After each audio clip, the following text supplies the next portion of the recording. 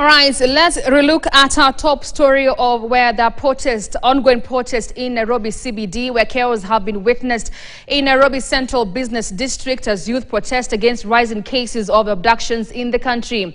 The youth are demanding for their release. Our reporter Jeff Kirui is on the ground. Jeff, good afternoon. What is the latest?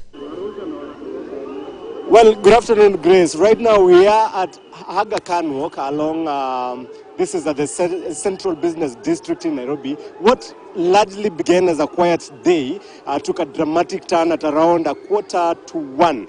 And this is after a group of activists chained themselves along the Aga Khan Walk. If you can see, those are live pictures actually right now. Police have tried their best to disperse them, but they are adamant. They're not leaving. They've chained themselves there. They have thrown tear gas, looped tear gas at them, but they're agitating that they're not going to leave that place until all those people who have been abducted by the government are released. Remember, the president is on record several times actually saying that his administration, since he came into power, no one has been abducted by police, and anyone who's been taken by police has been taken, or rather has been a lawful arrest. But on Friday, he made a comment, or rather made a statement in Homa Bay, where he said that his government will stop any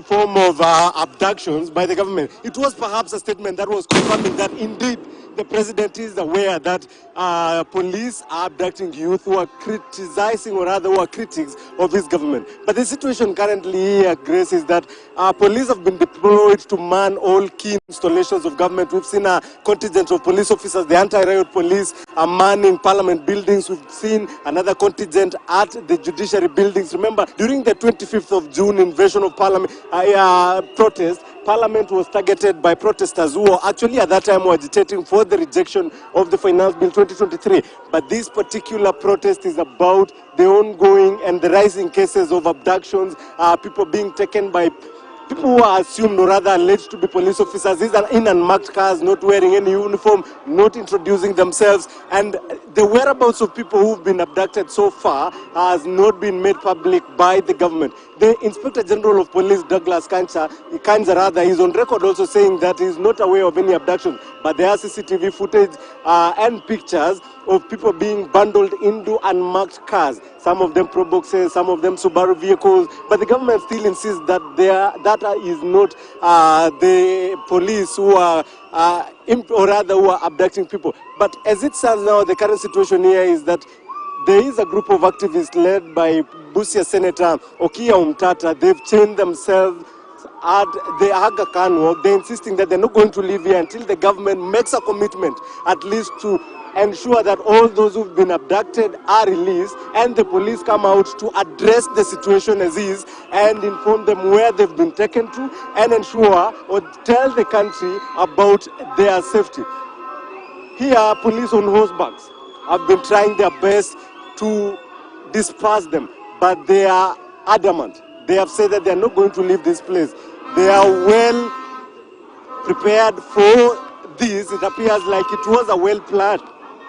It was a well-planned and mobilized demonstration. We saw mobilization being done in social media platforms, the X platform yesterday, under the hashtag Monday is Monday. And they're saying that this is an NDA Freedom Party. They are saying they're not going to leave here until those who have been abducted are released by the police. They are armed with flags, they are armed with banners, and most of their banners saying stop oppression, stop police brutality, stop extrajudicial killings, not violence. And this is a call to police. They are saying that Okia Umtata is holding the Constitution and calling on President William Ruto to uphold the Constitution by ensuring that human rights, as stipulated in the Constitution, is safeguarded, and that those of the people who have been criticizing the government are exercising their right. Not to mention the fact that there are concerns that have been raised by those in government saying that there are offensive images that are being shared on social media platforms. But this is the call right now. They're saying that Bado Mapambano. They're saying that they're not going to leave this place until all those who've been abducted by police are released. Earlier on, there was a scuffle here as well.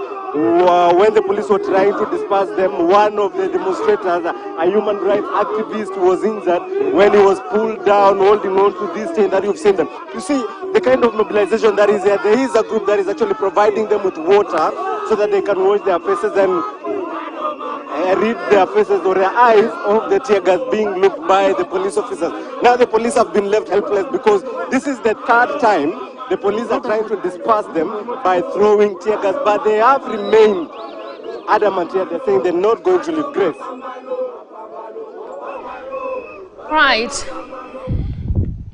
Right, Jeff and our team there, please remember to stay safe. As you can see, tear gas canisters have been lobbed to those peaceful protesters there, and they are protesting against the recent spike on abductions in the country. Like I said, a story that we are keenly following up on this whole day there.